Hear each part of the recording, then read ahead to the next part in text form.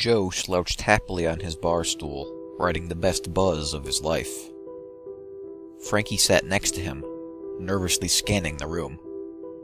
Holy shit, Frankie. Just holy shit. There was something in that last one. I don't know what it was, but woo mama, I gotta get me another one of those.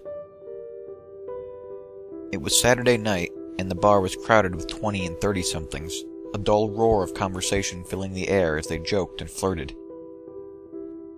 Despite this, Joe was being loud enough to draw some annoyed glare from the patrons closest to where they were sitting. Frankie gave the cute blonde next to him an apologetic smile, and she rolled her eyes before turning back to the Clint Eastwood lookalike currently chatting her up. Frankie swallowed hard. Would you shut the fuck up, Joe? First, you can't have another one of those because you got us kicked out of that bar. Honestly, man, I have no idea how you survived this long the way you act. That chick's boyfriend is gonna be pissed after what you pulled, and I'm not totally sure they didn't follow us here. Joe's drunken jubilance turned sullen in an instant as he sulkily leaned across the bar, his scowl fixed on the bowl of peanuts resting between them. Whatever, Frankie. Let him come. Flower Power back there wants to make an issue of it. He's more than welcome to try. I'll feed his head to his own asshole. Prick has a problem with me. He should learn how to keep a tighter watch of his woman. Frankie sighed. He'd been out with Joe enough to know there was no reasoning with him when he got like this. Yeah, I'm sure you would, Joe. Anyway, we should think about getting back to the house. You know how pissed Boris gets when we miss curfew. It's getting late, and if we don't get back soon, we're gonna be toast. Aw, Frankie, you little bitch. Fuck Boris. You know that asshat just likes to think he's got control of us? What's he care if we come in at 2 or 3? No difference. I'm getting another drink before we go. Frankie reached over and pulled on Joe's shoulder. Damn it, Joe. You don't need another drink. You're drunk enough as it is. Any more in, and you're likely to start something that'll have us against the whole damn bar. I don't care how tough you think you are. If that happens, we're most likely to get the shit kicked out of us. Then we'll be lucky if we can crawl back to Boris's place, and even luckier if he lets us inside. A cold metallic sheen slid over Joe's eyes, and his mouth drew into a hard line as he reached up and took hold of Frankie's wrist in a crushing grip. Get your fucking hands off me, Frankie. Frankie let go of Joe's coat and gulped. Yeah, sure, Joe. Whatever you say, man. A single bead of sweat rolled down Frankie's forehead as Joe increased the pressure of his hold, tight enough to leave bruises. Abruptly, Joe smiled and released Frankie's wrist. See there? That wasn't so hard, was it? Now don't get your panties all in a bunch. One more drink and we'll head back to the house so old Mother Boris won't be concerned, okay? Frankie slumped unhappily in his stool, rubbing his sore wrist. Okay, yeah, okay. One last drink. Just try to control yourself, would you? For me? Joe laughed. Only for you, Frankie. Now then, let's see. What do I want? Better make it something special since you're rushing me out over here, and what is that smell? Frankie noticed it too. The scent of fresh bloomed lilacs ever so subtly laced with something muskier. The two men turned to look at the same time, and were simultaneously struck, dumbfounded. The woman that stood in the entryway of the bar was a vision. Large, almond eyes the color of dark chocolate were set above lips as plump as ripened cherries. A careless tumble of jet-black curls framed the incredibly pale skin of her face, hair so thick it seemed to beg a man to run it through his fingers. She was dressed in a modest black dress that nevertheless seemed to accentuate her soft curves, the effect exponentially more arousing than any of the far more revealing outfits most of the other female patrons were decked out in. The roar of the room had descended to a quiet buzzing. Taking a moment to survey the crowd, the ghost of a smile reached the corners of her mouth before she made her way to the bar, the gentle sway of her hips holding the profound attention of every man in the room, as well as the unmasked disgust of many of the women. sliding smoothly onto a stool 10 feet down the bar from Joe and Frankie. The spell was abruptly broken, and threads of conversation began to pick up again around them. Joe turned to Frankie excitedly. "Frankie, I am gonna tap that shit." Frankie sighed. "Joe, really? Every other guy in here just thought the same thing, man. I mean, look at her. No way she's dumb enough to go anywhere with you. Let's just get out of here. That chick is trouble, I can feel it. There's just something about her that isn't right, you know? Something off." Joe grinned. "Yeah, there's something off.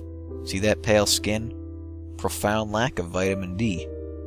Fortunately for her, I have the cure. Just watch and learn." "Joe? Look, if she shoots me down, we go home, okay? I won't even try to get another drink." "Fine, I'm holding you to that. I'll see you back here in 2 minutes, then we're gone." Joe flashed a tooth-bearing grin and laughed before sauntering towards the woman, who already had 3 other men clustered around her. Frankie leaned back against the bar, ready to observe the comedy that was surely about to unfold.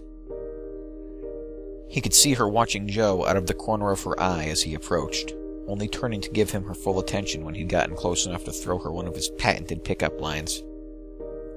Here it comes, Frankie thought. The part where she throws her head back and laughs her ass off. Maybe if he uses one of his extra special lines, those other guys there will do me a favor and lay him out. Then I'll just have to get the bouncer to help me cart the shithead to a cab.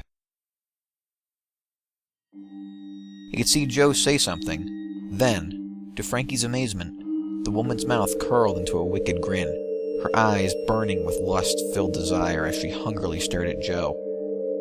She raised a single finger to the lips of the man standing next to her, who had been obviously trying to carry on a conversation, before grabbing Joe by the hand and pulling him behind her towards the restrooms at the back of the bar. Joe had time to flash Frankie an excited thumbs up across the room before the door slammed shut behind them. Frankie's mouth dropped open in shock. "Holy shit," he muttered to himself.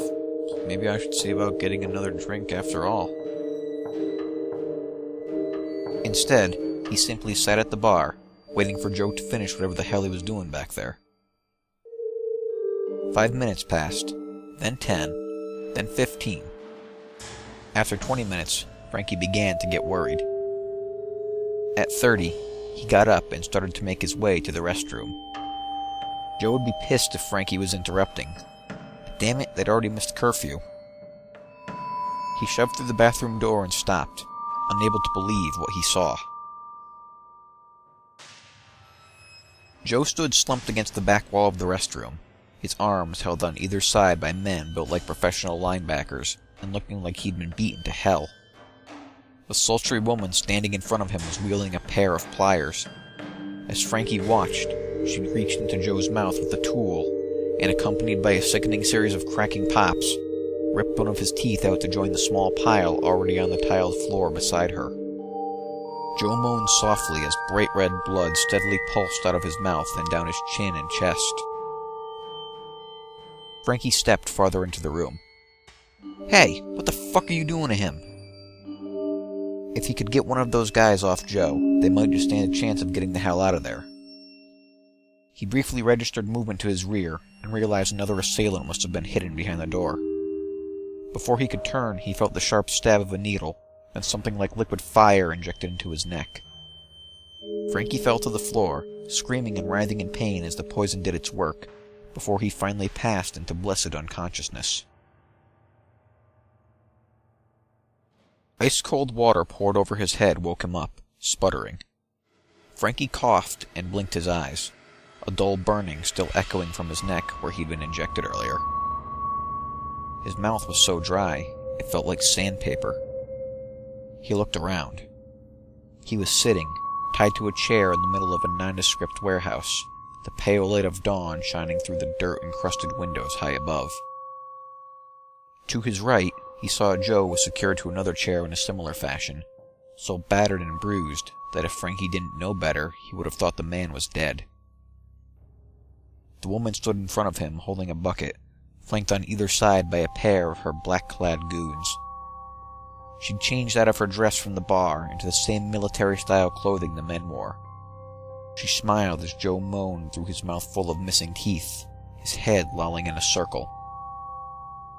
"So sorry to wake you boys," she purred, her voice velvet over steel.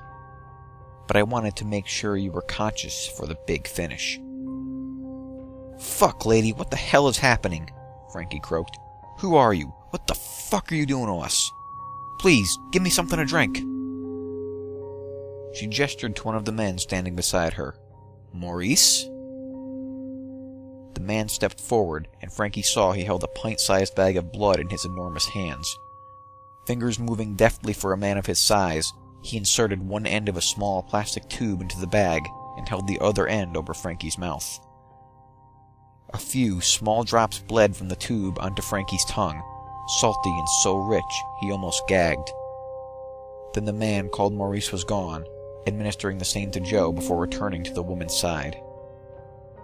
"There," the woman smiled. "One last drink. In answer to your previous questions, my name is Morgana Fontaine. What is happening is that I am avenging the death of my darling sister and countless other victims of your horrific appetites." She turned and walked to the sliding cargo door on the side of the warehouse. "And what I am doing," she said, having at the chain to raise the door, "is ridding the world of 2 more godforsaken parasites." Facing east, the light of the morning sun streamed through the doorway, directly onto the 2 prisoners strapped in their chairs. As the first rays touched them, the men's skin began to blacken and steam before spontaneously bursting into flame. Now fully alight, Joe and Frankie's screams echoed throughout the empty warehouse, pockets of fat under their skin bubbling and bursting, their eyes melting in their sockets.